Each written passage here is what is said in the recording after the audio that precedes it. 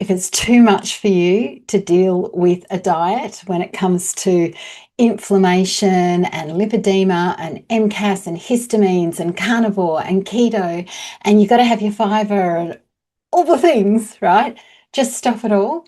Okay, here's what we're going to do instead. We're going to take the easy route in and just get a really good base or lay of the land of how we should eat that is predominantly going to set most of us on the right track. And if we're all honest with one another, it's probably a lot better than what we're doing now. So, what is it? It's really simple. And I'm going to talk about this quite regularly because we just need the little reminder that it's the little things we do every day that actually moves the dial the most when it comes to our health. It's not the big, retreat that we attend or the diet we do or the egg fast or the, water challenge or all of those things. It's the things that we can manage to do every single day, apart from the odd day that you might have a celebration or a party or an event to attend, but then the very next meal, not the very next day, you go back to this way of eating, to what is normal for you. And I think that if we can all do this, then sure, there are times that we can step it up a little bit and go a little bit harder if we want to, reduce a little bit more inflammation or figure out what's bothering us or figure out what's triggering muscle activation or, histamine response or histamine release, any of that sort of thing. And it's really boring, and that's why nobody does it. Okay. So this is what we're going to do instead. And I'm going to move myself in. And now that I know people with hypermobility like to move around a lot, I don't feel so bad about it. Okay. The starting point for this is to remove all artificial chemicals, dyes, colors, whatever it comes in. If it has a number or a chemical name to it, we're not having it for the most part in our everyday diet. Okay. So this is all about what do we do normally? Because what's happened is in our society, what used to be a treat day, a picnic day, an event day, go to the, our grandparents going to the dance on a Sunday night. I have no idea right? And then they would have, fancy food and things like that. That was like really rare. That was occasional. But that sort of thing has become normal for us. So what we want to get back to is that our everyday diet is really quite simple, made from scratch. It's like we know what goes in it. It's tricky because we live in a very fast-paced society. We're all busy. I get it. We're all relying on the easy options to just get us through the next day. But it's those easy options that is killing us. And I've said so many times on this channel, convenience is killing us. I need to probably trademark that before somebody else nabs it, but convenience is killing us. Okay, so anything, this is your starting point. If you've got anything in your house that has numbers on it that you have no idea what they mean. In fact, if they've got numbers on it, I'm going to say they're not real. They're not a real food item and therefore they don't belong in your body. So if those things are not in your everyday world, then the days that you do have them here and there, you probably, if you've got muscle activation or, you've got an inflammatory load or whatever, the days that you do have something with those numbers in it, you won't be at a tipping point where you get a trigger from it. You might be able to have a little bit and you're fine. Okay. So first stop, remove any numbers from your house. Any numbers, whether it comes in colors, flavors, sweeteners, doesn't matter. Remove them. We've got to get out of this mindset that artificial sweeteners are good for us because they won't put on weight. They've actually done studies on this, and over a long term, people who consume artificial sweeteners gain weight, right? Because it keeps the sweet taste on your tongue. Okay, there's something about it. And a lot of the artificial sweeteners also are neurotoxins. So they give your brain a little buzz, gives it a little buzz, and then dies. Okay, so that's my understanding of artificial sweeteners. So we don't want those either. All right, so number one, no numbers in the house. Anything that was made in a chemical plant or somebody devised or had a mathematical equation to come up with this ingredient, it's not an ingredient, right? That's gone. Number two is processed foods. Now, you would think that they go together. They do not, because a processed food can also be sausages. Sausages have been processed. A whole bunch of meat has gone into a grinder and been put inside a sleeve. And potentially what's inside that sausage can be all kinds of things. It can be, there can be numbers in there, there can be gluten, there can be soy, there can be all the things that trigger all the stuff we have going on with lipedema and MCAS and histamine issues and, POTS and so on and so forth. So we don't even want the sausages, the meat patties, unless you can guarantee it's 100% whatever it is, 100% beef or whatever, then again, make it yourself. For years, I've made my own meat patties and I love them. Very expensive to make here in Bangkok, but that's what I've done, where I can. I have also bought sausages, but they're not a standard part of our world. They're the one-offs, they're the occasions. And don't get me wrong, I am not perfect when it comes to food at all. And I struggle probably even more now than I did when I was overweight, because you kind of get this feeling of like, oh, I'm invincible. I can eat anything. No, I can't. But I look at my body and go, but that's okay. I'm maintaining my weight. I look at the data on the scales. No, that doesn't help my symptoms of MCAS. It doesn't help vertigo. It doesn't help the other things that are going on.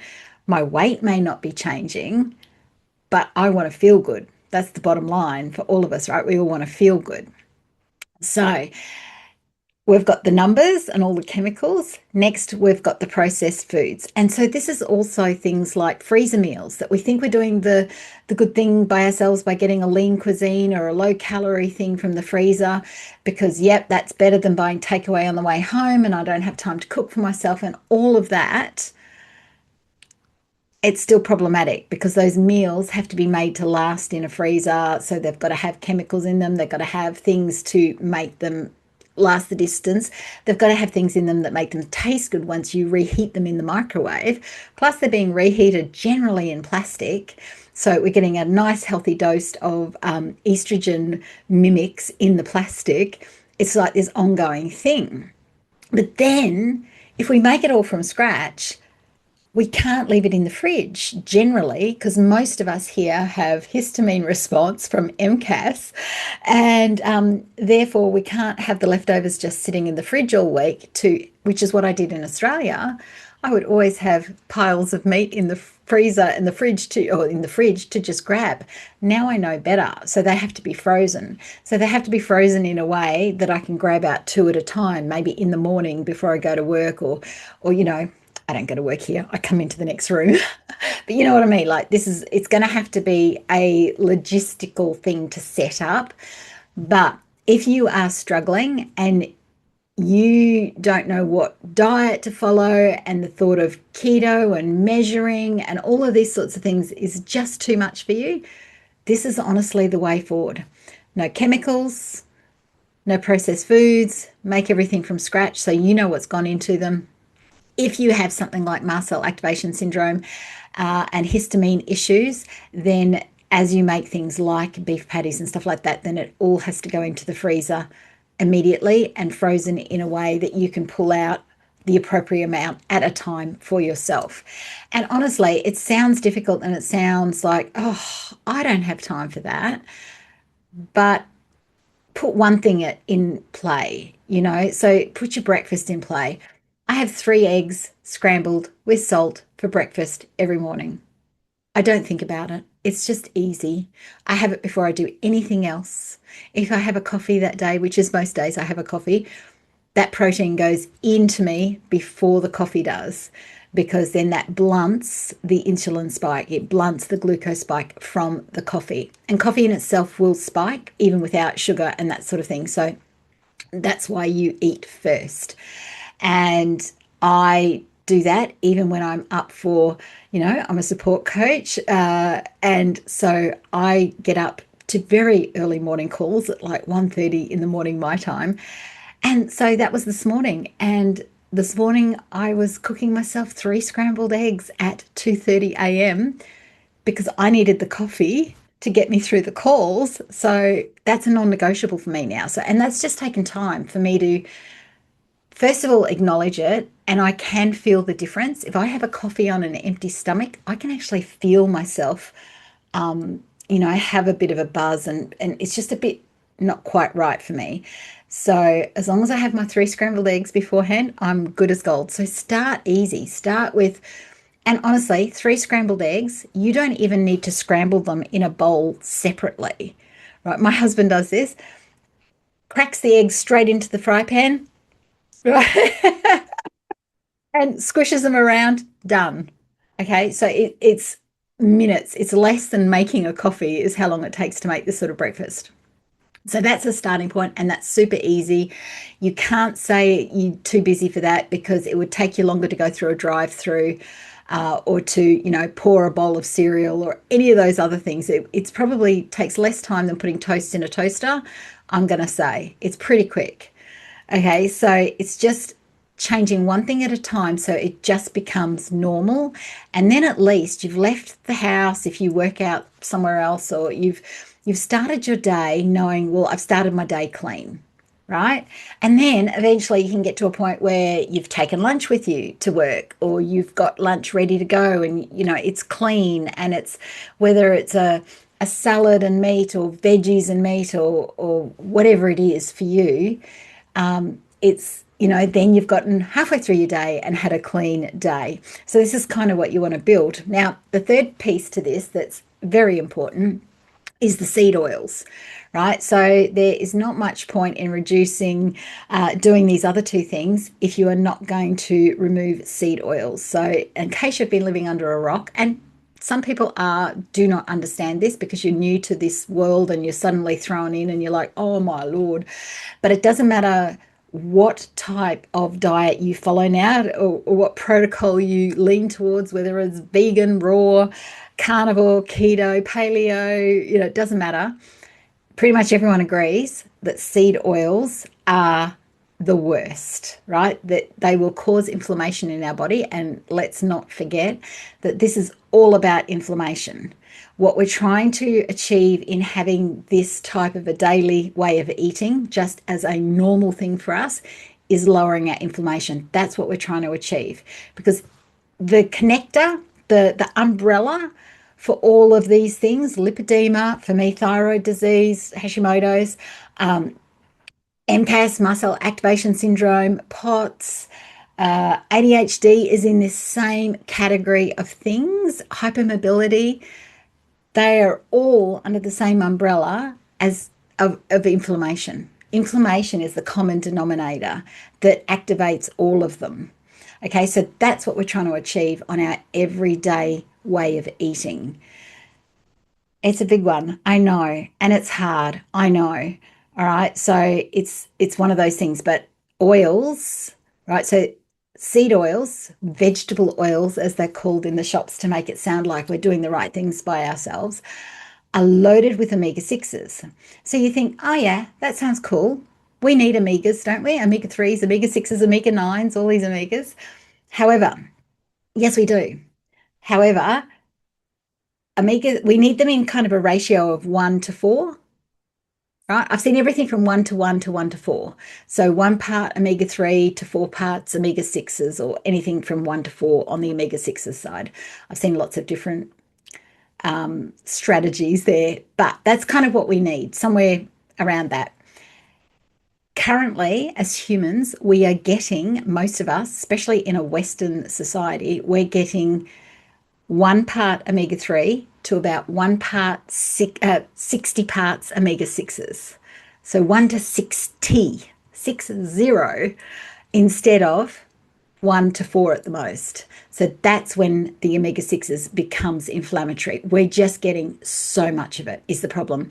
And honestly, if you remove anything with numbers in it, and if you remove anything with that's been processed, you will remove pretty much all of the seed oils except for any that you are cooking with. So that's the only thing that you've got left that you're potentially using. So straight away, by removing the first two things, you're going to remove most of the seed oils. Now, I always get the question, but what about olive oil? But what about avocado oil? Avocado oil, I've never found one that didn't smell rancid to me. Up to you.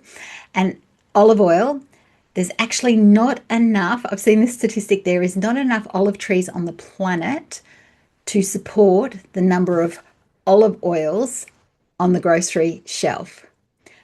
That means most of them are not pure olive oil. Most of them are cut with canola oil, and they don't actually have to say on the jar, the bottle, whatever it is, that they are cut. So what if you're going to say, if you're going to use olive oil, it has to be the pure stuff. So how do you know it's pure? It's probably going to come from Italy or somewhere that's a high olive, Greece or somewhere like that. And it'll be expensive. That's the real telltale. If it's expensive, it's good stuff. Generally, okay? Don't come at me. I know that's a generalization, but that's kind of how you know. But here's the other thing with olive oil. If you overheat it, it becomes rancid, it becomes inflammatory. So if you're using olive oil as a salad dressing, great. If you're using it to cook your steak, then no, it becomes inflammatory by the time you ingest it. It's no good for you either, but just for different reasons. So what do you cook with if you're cooking meat and high heat items? I cook with bacon fat, right? When I cook bacon here, I pour the fat off like my grandma used to do, into glass containers and keep them in the fridge. You can buy lard, 100% lard in the supermarket. You can buy ghee and tallow and just grass-fed butter. That's the other thing. If I don't have any, because I don't buy bacon a lot, so if I don't have any bacon fat in the fridge, then I just use grass-fed butter. That's it, and that's all I need. So that's the tricky bit with the meat and all that sort of thing. So that's why you take one thing at a time. You nail your breakfast first. Cook your eggs in butter. Cook your eggs in lard, ghee, whatever your thing is. Duck fat, right? As long as it's not a processed duck fat, get duck fat. Have you ever had potatoes cooked in duck fat at a fancy restaurant? It's freaking delicious. Get duck fat. I haven't seen duck fat over here. I used to buy it in Australia though. So that's another option. So anything animal based, great, awesome. Okay, so this is what we're doing. This is a normal everyday. If you can get your everyday way of eating down to pure ingredients, minimally processed, doesn't matter if you're having a potato or those sorts of carby things that, no, we shouldn't have those. Because if you've prepared it yourself and it's whole foods, it's going to be far better than the option of, oh, damn it, I'm just going to go through drive-through. Right. And that's the problem. That's where we're getting to. We've got too much of a convenience lifestyle and we are all busy. I absolutely agree with you.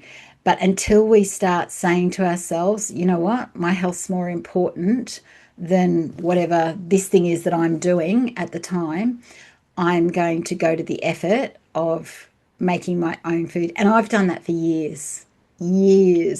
I was making right back in college for naturopathy, so we're talking 15 plus years ago, I would make food for my family and food for me because I was like, no, I'm not eating that. It's not about forcing them to eat what I eat because I don't want to eat what they eat, right?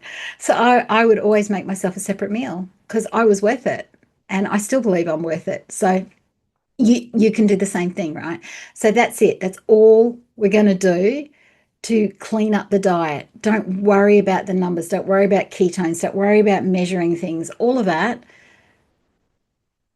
Remove the numbers and the chemicals. Remove the processed foods. Make everything from scratch. Even if you're going to make a cake, make the cake from scratch, right? Just make that your rule. Like if I'm going to have biscuits or if I'm going to have whatever it is, I have to make it. And so then you can see what ingredients are going into that item. Okay, so you'll either have a greater awareness of what's going into your body at the time and you'll enjoy it more, or you'll just go, oh, I can't be bothered with that, okay, and not have it at all, which is also a good thing, right? Doesn't matter. And finally, removing the seed oils. All right, that's just like, for the most part, it will have already happened for you by removing the first two, but there will be things like herbs and spices. Mixtures of herbs and spices actually come with seed oils in them. If you go look, my favorite Tuscan seasoning from Australia, one of the first or second ingredients was canola oil. I was just like, so everything, you got to look at everything. You can't assume that anything is free from this stuff. And that's why I reckon we're all inflamed. We're all getting sick because it's the inflammation. We're all suffering from inflammatory diseases. So anything that we can do to lower the inflammation is where we're at. And we can't get too hung up on our diet, because if our diet is causing us stress because we don't have time for it, or we don't have, it just stresses us out having to measure things and all this sort of stuff and time things or whatever, then that in its own right will cause an inflammatory cascade in our body. Okay, so stress can cause inflammation quicker in our body than any food or chemical will. So that's why we want to get to a real easy baseline that, oh, we don't think about it. We have eggs for breakfast. Easy, done, sorted. Just don't think about it. It's no stress. Our body knows we've got protein coming, whatever it is. And then we just change the rest of it as we go along. So that's just my reminder to you to just make it easy. Don't overthink everything. Don't let it, all the different modalities or ways of protocols of eating, just get on top of you. Just get it to a simple way of eating whole foods, make it from scratch, do it yourself so you know what's in it.